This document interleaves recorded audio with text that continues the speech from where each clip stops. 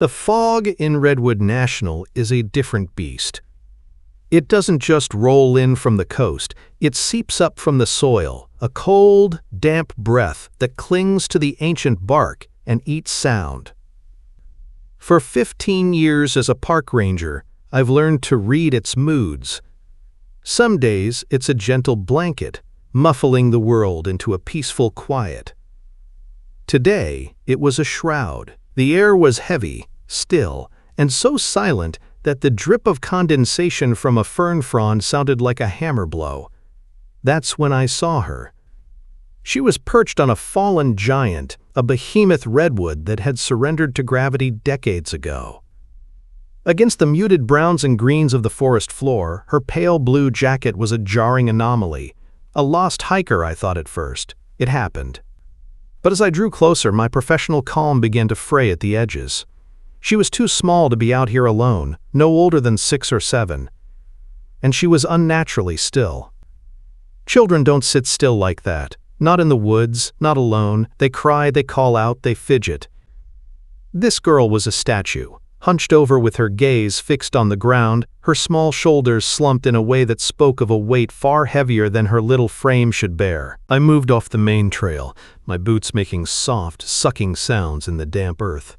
The silence deepened, pressing in. "Hey there," I called out softly, keeping my distance. "Standard procedure. Don't startle them. You lost?" No response. She didn't even flinch. It was as if I hadn't spoken at all. I took a few more cautious steps, my eyes scanning the surrounding woods for any sign of a parent, a dropped backpack, anything. There was nothing but the colossal, silent trees, their tops vanishing into the gray nothingness above. I could see her more clearly now. She was holding a crumpled piece of paper in one hand, but her other was what held my attention. Her right index finger was moving, almost unconsciously, tracing something in the thin layer of damp soil and redwood needles at her feet. It wasn't a doodle, it was a specific shape, repeated over and over, a jagged, angry-looking symbol, like a broken star or a claw mark gouged into the earth. A cold prickle, entirely separate from the fog's chill, traced its way down my spine. "Okay, Leo, easy does it," I muttered to myself. I tried again, my voice gentle. "My name is Leo. I'm a ranger. I'm here to help. Can you tell me your name?" Again, nothing. She just kept tracing that bizarre symbol. I was close enough now to see the details that turned my unease into genuine alarm. There were 2 faint, almost perfectly symmetrical crescent marks on her cheeks, just below her eyes, like dried tear tracks, but the indentation was too deep, too precise. The piece of paper in her left hand wasn't just held, it was clutched in a fist, so tight her knuckles were the color of bone. Her own nails were digging into her palm. Her eyes were open, but they weren't seeing the forest floor. They were vacant, fixed on a point, somewhere in the middle distance that didn't exist. It was like talking to a porcelain doll. This wasn't a lost child. This was something else, something wrong. My training kicked in, but it felt hollow. I pulled my radio from my belt. "Dispatch, this is Ranger Hale. I'm on the Tall Trees Trail, about a half-mile in from the south gate. I need my partner. I've got a situation." It felt like an eternity before Cole's familiar, crackling voice came back. He was only a few miles away, patrolling the park entrance. It took him 20 minutes to navigate the winding park road and hike in. 20 minutes where I just stood there, a helpless sentinel watching a little girl draw a cryptic sigil in the dirt. Cole has a way with people that I've always envied. He moves through the world with an easy grace, armed with a disarming grin and a voice like warm honey. When he saw the girl, his smile faded, but the warmth in his eyes remained. He didn't say a word to me, just gave a single, understanding nod, and approached her. He knelt, not looming over her like I had been. He didn't ask if she was lost or what was wrong. He just got down on her level, his presence gentle and non-threatening. "Hey there, little bird," he said softly. "That's a neat picture you're drawing." Her finger stopped moving. It was the first reaction I'd seen from her. Cole pointed to the note in her hand. "I bet that's important. My name's Cole. What's your name?" For a long moment the only sound was that damnable dripping from the ferns. Then, a whisper, thin as a spider's thread, drifted through the fog. Ilara. A wave of relief washed over me. A name. A connection. We had a starting point. But the relief was a flash in the pan, extinguished as quickly as it came. As she whispered her name, her head tilted slightly, and I saw her face properly for the first time. The relief in my gut curdled into a cold, hard knot. Her eyes, those vacant, doll-like eyes, hadn't changed. They were still two chips of empty sky. No fear, no relief, no recognition. Nothing flickered behind them. She had given us her name, but the person who owned it wasn't there. It wasn't the exhausted silence of a lost child waiting to be found. It was the profound, echoing silence of a house that had been emptied. Cole has a touch that can soothe a cornered animal or a hysterical tourist. He extended his hand, palm up, not reaching for the letter but simply offering a safe place for it to land. "Ilara," he said, his voice a low, steady hum. "Can I see what your mom wrote? It might help us find her." She looked at his outstretched hand for a long moment, her vacant eyes seeming to register it for the first time. Then, with a slow, mechanical movement, she uncurled her fingers. The paper, crumpled and damp, fell into his palm. Her own palm was raw, scored with 4 angry red crescents where her nails had dug in. We led her back to the patrol truck, a slow, strange procession through the unnervingly quiet woods. Cole sat in the back with her, a steadying presence, while I took the driver's seat. He unfolded the note with the care of a bomb disposal expert. I watched him in the rear-view mirror, my own hands gripping the steering wheel. I expected a suicide note. A tragic, final goodbye from a parent who couldn't cope.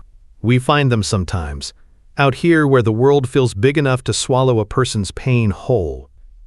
But as Cole's eyes scanned the page, his expression shifted from sorrow to a sharp, confused alarm. His brow furrowed, and his face, usually so open and kind, tightened into a mask of disbelief. "Leo," he said, his voice strained, "pull over." I eased the truck onto the gravel shoulder, the engine's low rumble the only sound. He passed the note over the seat. The paper was worn thin, and the words weren't written so much as clawed onto the page, with a pen held in a panicked fist. The handwriting was a spidery scrawl, leaping and skittering in its desperation. It wasn't a farewell, it was a warning. They said the cliffs were a peaceful place. They lied. It found us here, just like it found us at home. I thought the woods would hide us, but it owns the shadows between the trees. I can't fight it anymore. Not after what happened to Mark. Not after it took my Rose. The name hit me like a physical blow. Rose, another daughter. This wasn't just a mother and child, it was the shattered remains of a family. The note grew more frantic, the ink smeared in places as if by tears or rain. It wants her. It whispers to me in the dark. Promises. Awful, beautiful promises. But I know what it really is. Save her from this forest. Please. Don't let it take her too. The final words, "Don't let it take her," were underlined so fiercely the pen had torn through the paper. A profound cold settled in the cab of the truck, a chill that had nothing to do with the fog outside. Cole's voice was tight with urgency. Her mother's name is Helen. Her husband Mark and another daughter Rose are gone. She thinks something is hunting them. He leaned forward, his eyes locking with mine in the mirror. "Leo, she might still be out here." Before I could even process the full horror of the letter, a tiny voice piped up from the back seat. "Mommy went to the water." We both turned. Ilara was pointing, her small finger aimed up the winding park road. "Up there," she said, her tone utterly flat, "where the big water is. The coastal overlooks the cliffs." Cole didn't hesitate. He was already on the radio, his voice sharp and clear, relaying the new information. "This is Ranger Thorne. I need SAR mobilized to the coastal overlooks, immediately. We're looking for an adult female, Helen. Possible despondent, high risk. I'm heading there now." He organized the search with a frantic efficiency, a man possessed. Within minutes, the quiet park was buzzing with the distant sounds of responding units. The plan was for me to take Alara back to the station, to get her somewhere warm and safe while Cole coordinated the search for her mother.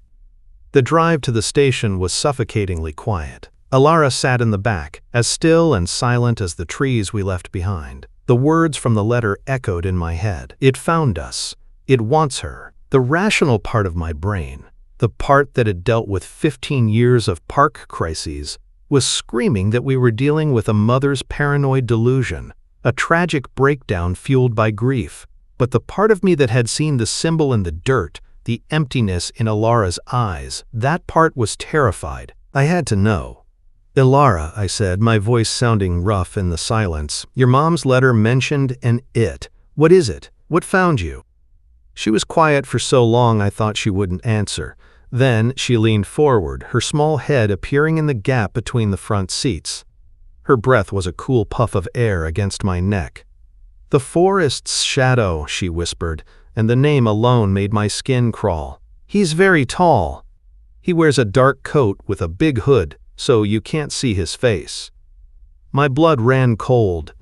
This wasn't the vague monster of a child's imagination. It was a specific, chilling description.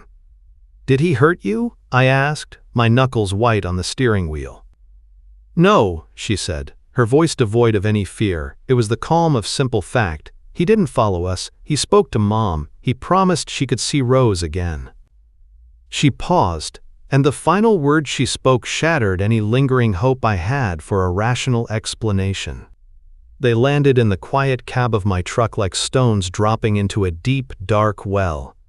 He promised if she gave me to him. The ranger station felt like a different planet from the woods we'd just left. The air inside, thick with the scent of pine cleaner and stale coffee, was a poor substitute for the cold, clean air of the forest. But at least it was a barrier. 4 walls and a solid roof against whatever was out there.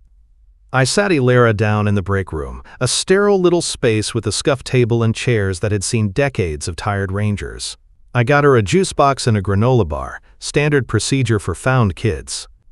She took them without a word, her small hands placing them on the table in front of her like chess pieces. She didn't eat or drink. She just sat there, watching the door, her posture rigid, her gaze sweeping the room as if expecting something to step out of the supply closet. Trying to offer her comfort felt like trying to warm a block of ice with your hands. The cold just leached right into you. My duty was clear. I left her there, with the door propped open so I could keep an eye on her, and went to my desk. The phone felt unnaturally heavy in my hand as I dialed Child Protective Services. Explaining the situation was a surreal exercise in understatement. "Yes, we found her alone, on the tall trees trail. Mother is missing. A search is underway." "No, she seems physically unharmed, just withdrawn." How do you explain to a caseworker over the phone that a child feels like a void? That her mother's letter reads like a dispatch from a forgotten war? I gave them what I could. A caseworker, a Ms. Albright, was dispatched from Crescent City. It would be an hour, maybe more, an hour of this suffocating quiet. I needed air. I stepped outside onto the small concrete patio behind the station, pulling my radio to give Cole an update. The sun was beginning its slow descent, painting the undersides of the fog bank in hues of orange and bruised purple. The air was cool on my face. For a moment, it was just another evening at the end of another long shift. Then I heard it. It drifted from the open door of the break room, a thin, wavering sound. At first I thought she was crying, but it wasn't sobbing, it was a song. Or a twisted version of one. The melody was bizarre, a monotonous, atonal tune that seemed to crawl up and down a broken scale, each note scraping against the next. It was the kind of tune that set your teeth on edge, a sound that felt fundamentally wrong. Then the words came, whispered in that same unnervingly flat voice. Black teeth, white eyes, standing in the trees. I froze, my hand still on the radio.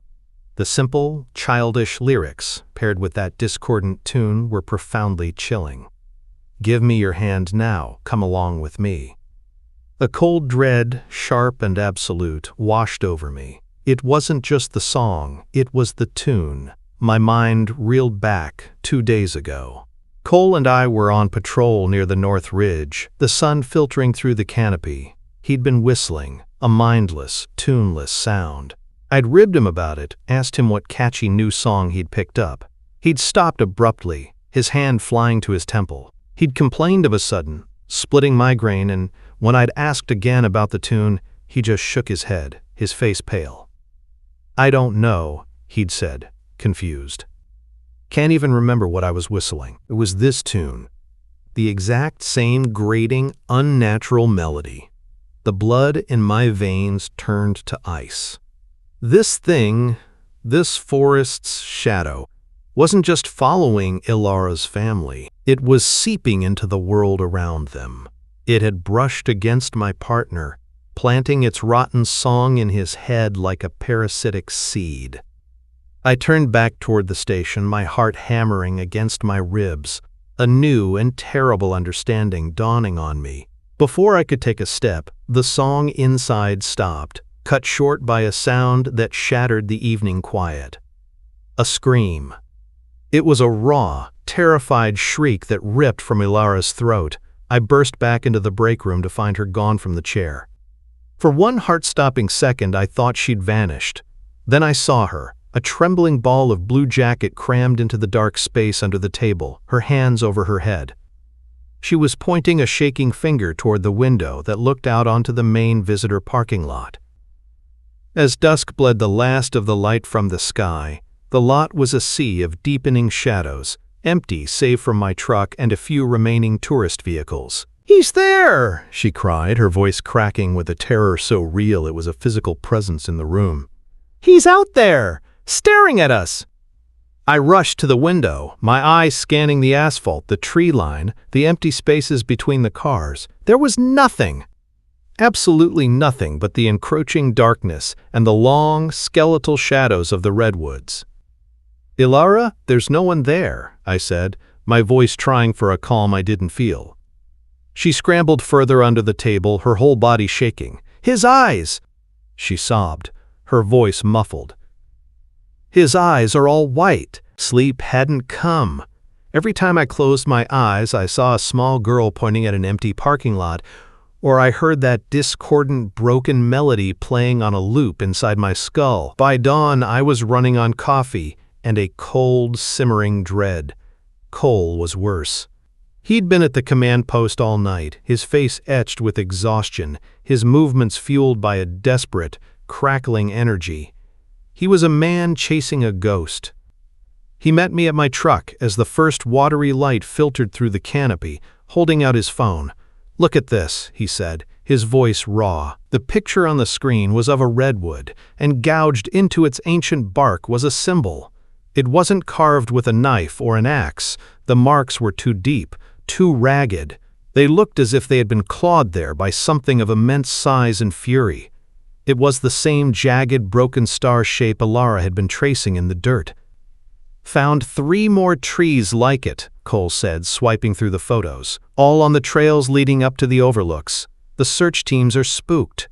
Other rangers are reporting their compasses are spinning like tops anywhere near this area. GPS units are blinking out entirely." The park was sick. Whatever this thing was, it was leaving more than just fear in its wake. It was leaving a stain on the land itself, warping the very laws of direction and distance. We drove to the coastal overlooks in a tense silence. The fog was even thicker here, a dense, swirling wall of white that muffled the sound of the crashing surf hundreds of feet below. It felt like standing on the edge of the world. We were 100 yards from the cliff when Cole grabbed my arm, his fingers digging into my sleeve. "There," he breathed. Through a momentary break in the soupy air, I saw it. A figure, standing motionless near the cliff's edge. It was tall and dark, a stark silhouette against the churning gray. Hope, desperate and foolish, flared in my chest. "Helen!" I yelled, my voice swallowed by the fog. Cole shouted her name too, a raw, pleading sound. The figure didn't respond at first. Then, with an agonizingly slow, unnatural grace. It turned its head toward us. The hope in my chest died instantly, replaced by a primal, brainstem terror. There was no face. Where a human face should have been, eyes, a nose, a mouth. There was only a smooth, dark oval, a pit of absolute blackness that seemed to drink the light around it. It was a hole in the shape of a head. Before either of us could scream or run or even process the sheer impossibility of what we were seeing, the fog swirled back in, thick and sudden, like a curtain being drawn. When it thinned a second later, the figure was gone. We stood frozen, the sound of our own ragged breathing loud in our ears, the world tilted on its axis. Cole looked at me, his face ashen, his eyes wide with a horror that mirrored my own. We had just seen the forest's shadow. It took several long minutes for my training to reassert itself over the panic. We had to clear the area. We had to make sure. We walked forward, our feet unsteady on the damp ground, our eyes scanning the cliff's edge where the thing had stood. And that's when I saw it. A flash of blue snagged on the skeletal branch of a dead cypress clinging to the cliffside. It was a woman's jacket. My heart hammered against my ribs as I carefully unhooked it. It was damp from the fog, but it was hers. I knew it.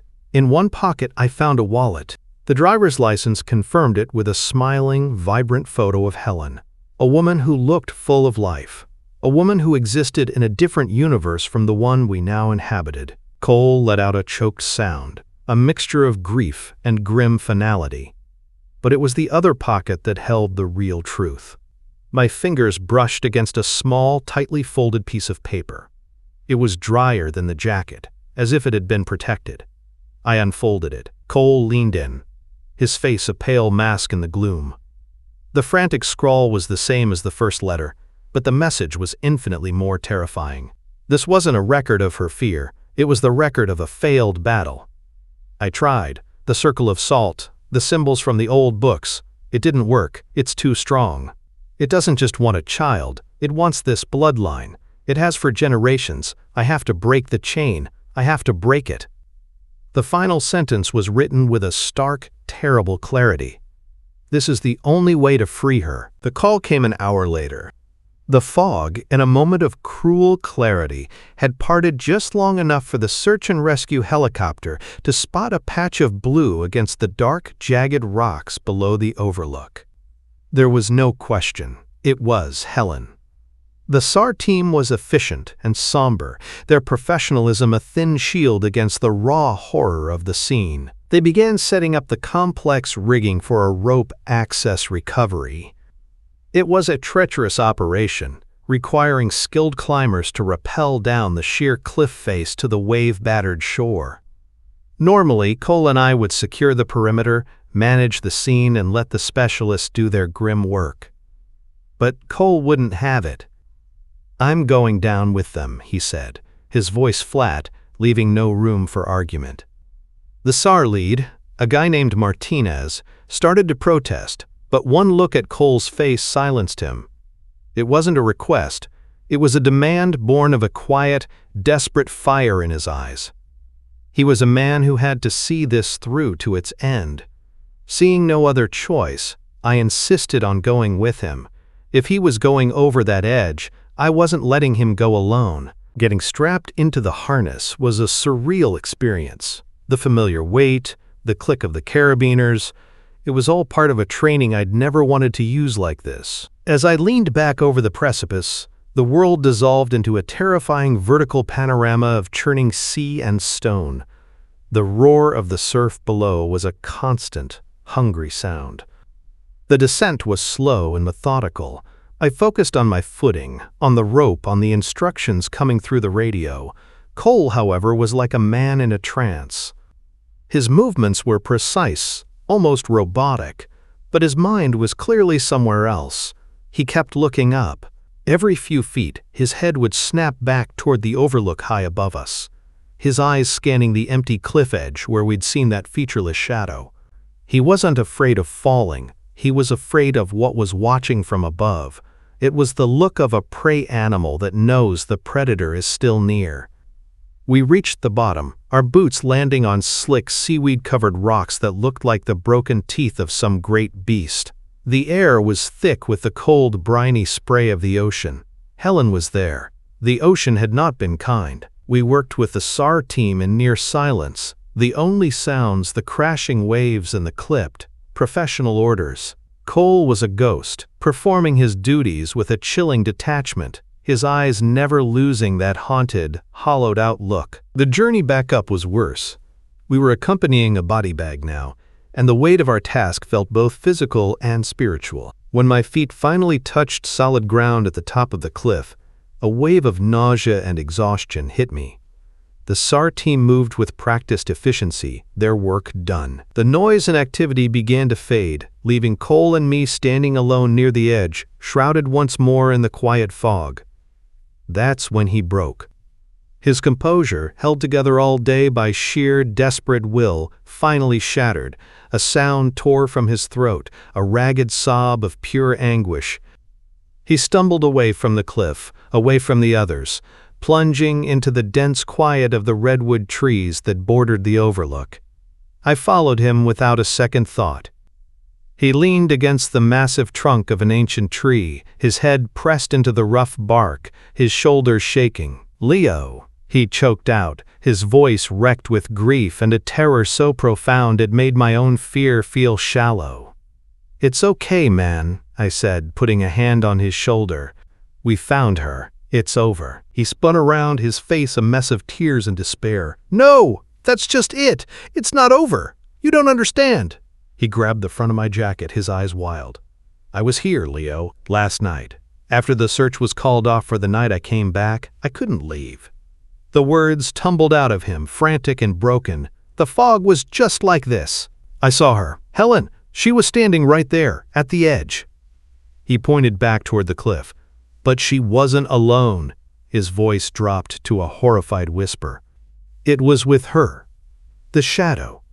Standing right behind her. It was so tall, Leo. And its arms, they were long and spindly, like dead branches, and they were resting on her shoulders, holding her there." My blood ran cold. "I hid," he stammered, shame and fear warring on his face. "I froze, and she saw me. Helen looked right at me, past that thing. She didn't scream. Her mouth it formed a word." He sucked in a ragged breath. "She told me to run." He stared at me, his eyes pleading for me to believe him, to understand the impossible thing he was about to say. And then it moved. It leaned forward, and it pushed her, Leo. His voice cracked, the final, awful truth laid bare. "I saw it. It was not a choice. She didn't jump. She was murdered." He let go of my jacket, his strength gone, and slid down the trunk of the tree to sit in a heap on the forest floor. He had witnessed an unspeakable act, a murder he could never prove, committed by a killer that didn't exist in any world but this one. And in that moment, I knew with a chilling certainty that the note she'd left wasn't just about freeing her daughter. It was about Helen's final, defiant act, warning the only witness she had. The drive back from the cliffs was a silent, grim affair. The world outside the truck's windows, the towering trees, the ferns dripping with mist, had lost its familiar beauty. It all felt predatory now, watchful. Back at the station, Ms. Albright from CPS was waiting. She was a kind woman with weary eyes who had seen too many broken families, but her textbook knowledge of trauma was a flimsy shield against the abyss we had just stared into.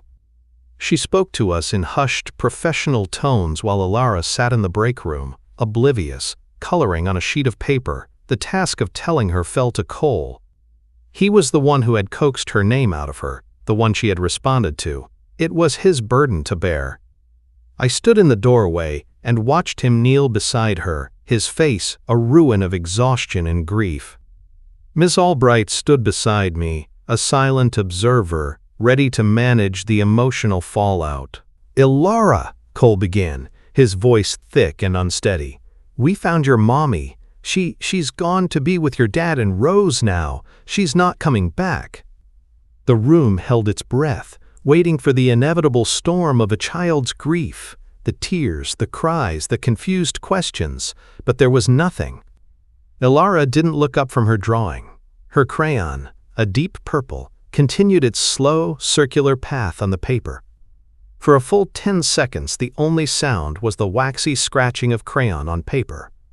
Then she stopped. She looked up, not at Cole, but at me. Her eyes were as placid and empty as a still, deep lake. There was no sadness in them, no shock. There was only a calm, unnerving clarity. "So he's going to follow me now, isn't he?" she asked, her voice as flat and simple as if she were asking what was for dinner. Ms. Albright let out a small, involuntary gasp and scribbled a note on her pad.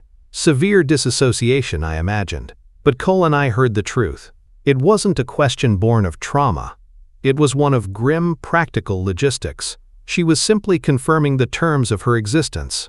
The silence that followed was heavy and absolute. A little while later, we watched from the station window as Ms. Albright led Ilara to her car, a small girl in a blue jacket, walking away into the custody of a world that had no idea what hunted her.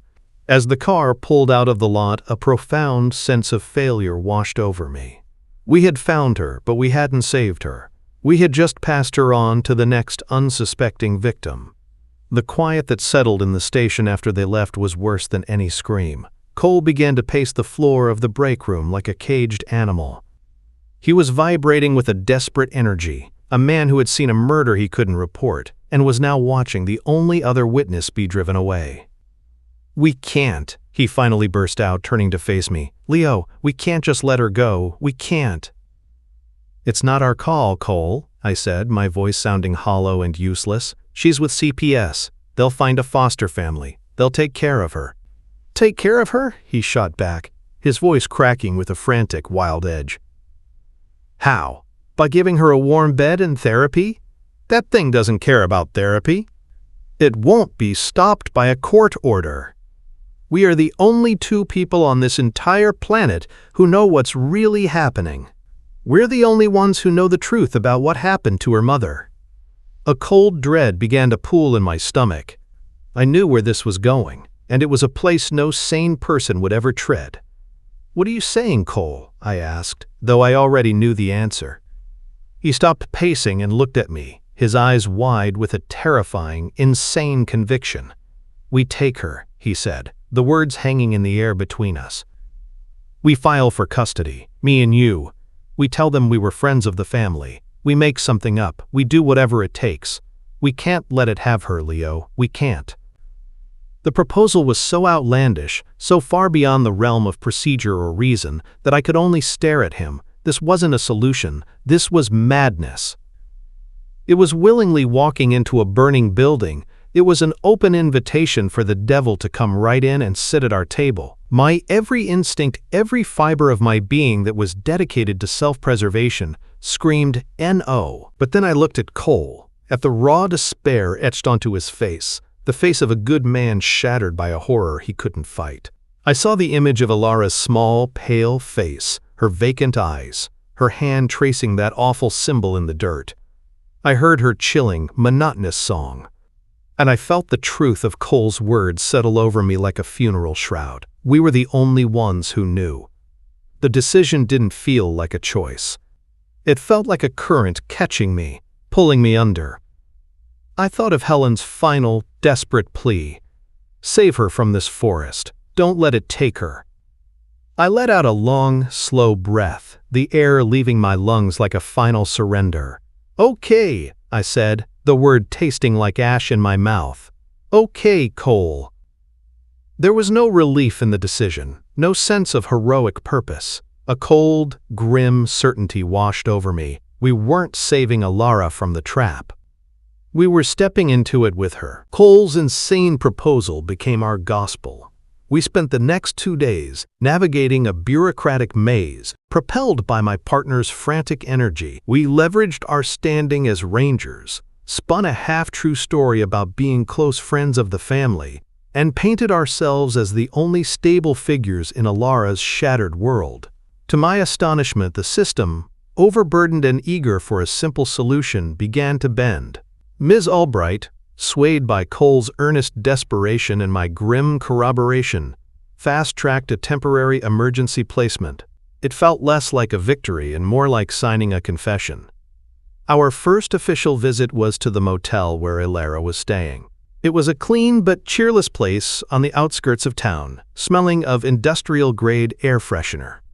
We were met at the door by Mrs. Gable, a plump, grandmotherly woman with kind eyes and a welcoming smile. She was the picture of normal, safe domesticity. She was everything we were not. "She'll be so happy to see you," Mrs. Gable whispered, ushering us in. "She's been asking about the Rangers. She's a sweet, quiet little thing." Ilara was sitting on the floor, arranging a set of brightly colored blocks into a perfect, straight line. When she saw us, a small smile touched her lips. It wasn't the explosive, joyful smile of a typical child, but a look of serene, calm recognition. A disquieting sense of relief washed over her face, the look of someone whose plan was proceeding on schedule. We sat on the floor with her, a strange tableau, two haunted men and a kind foster mother, all orbiting this small, quiet child. Cole, bless his heart, tried to make it feel normal.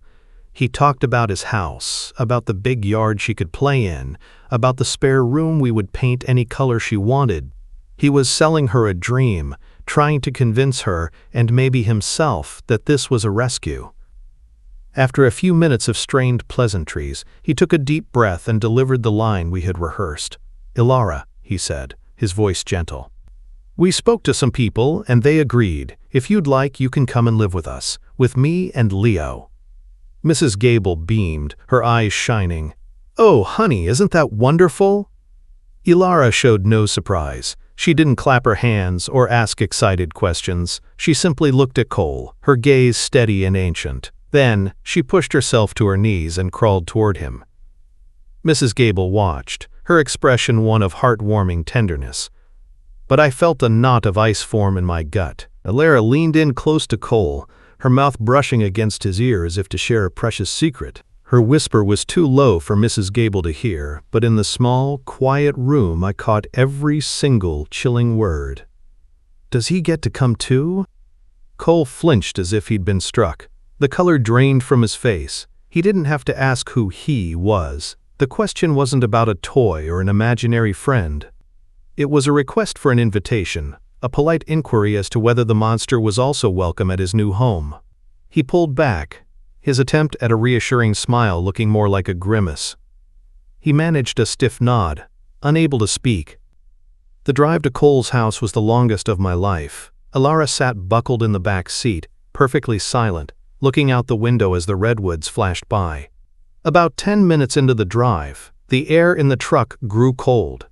I glanced at the console. The heat was on, blasting warm air. Yet the chill deepened, a damp, cellar-like cold that seemed to emanate from the back seat. I could see my own breath fogging in front of my face. Cole gripped the steering wheel, his knuckles white, pretending not to notice. Cole lived in a small, cozy house at the edge of the park, the kind of place that was supposed to be a refuge from the world, filled with hiking gear, worn paperbacks, and the comfortable clutter of a single man's life. It was a house that deserved to be filled with warmth and laughter. As we pulled into the driveway, I felt a wave of profound wrongness wash over me. We were committing a desecration. Cole unlocked the front door and pushed it open. "Here we are," he said, his voice strained with false cheerfulness. "Welcome home, Ilara." She stepped out of the truck and walked slowly up the path. She paused on the doormat, a small figure silhouetted against the light of the living room.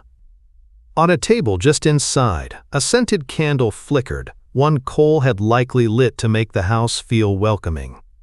Ilara took a single step across the threshold. At that exact moment, a draft, frigid and unseen, swept through the house. It wasn't the wind from the open door, it was something else, something that moved with a cold and deliberate purpose. The candle flame danced wildly for a second, then was snuffed out, plunging the entryway into shadow. All that remained was a thin, spiraling wisp of smoke and the deep, penetrating cold. We had hoped for healing. We had deluded ourselves into thinking that 4 walls and a routine could build a fortress against a shadow. The first few weeks in Cole's house were a masterclass in self-deception. We bought new sheets for Ilara's bed, painted her room a sunny yellow, and filled it with toys she never played with. We tried to build a normal life on top of a foundation of pure dread. The house rejected it. Cole was the first to show the strain. He stopped sleeping. I'd find him in the kitchen at 3 a.m., staring into a cup of cold coffee, the shadows of exhaustion carved deep under his eyes. He'd complain of nightmares he couldn't remember, of seeing figures darting at the edge of his vision, gone as soon as he turned his head. He was a man slowly being eroded from the inside out, haunted by the memory of a murder he'd witnessed and a promise he'd made. Ilara, by contrast, was perfect, too perfect. She was quiet, polite, and unfailingly obedient. She never cried or threw a tantrum, but her quiet was not the quiet of peace. Sometimes, passing her room, I would hear her whispering, a soft, sibilant murmur to someone who wasn't there.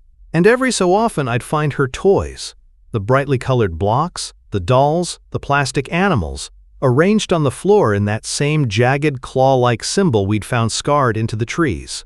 Each time I saw it, a cold fist would clench in my stomach. She wasn't healing.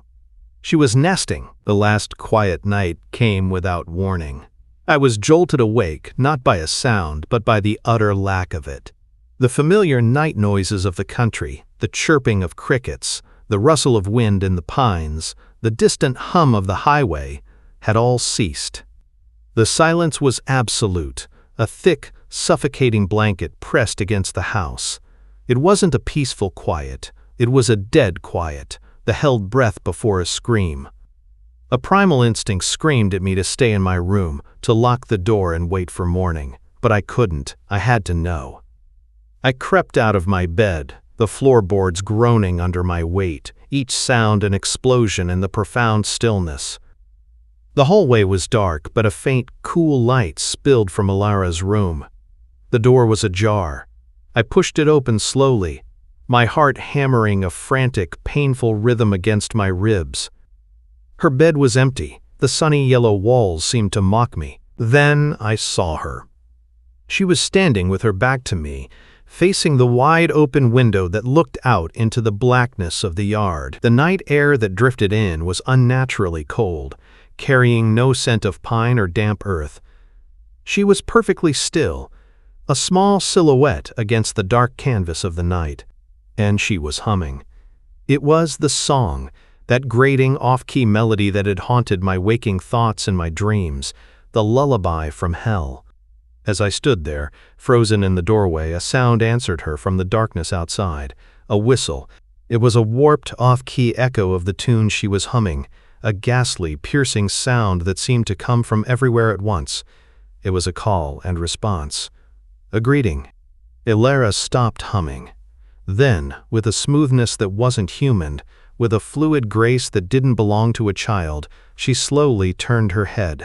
My blood didn't just run cold, it felt like it evaporated from my veins.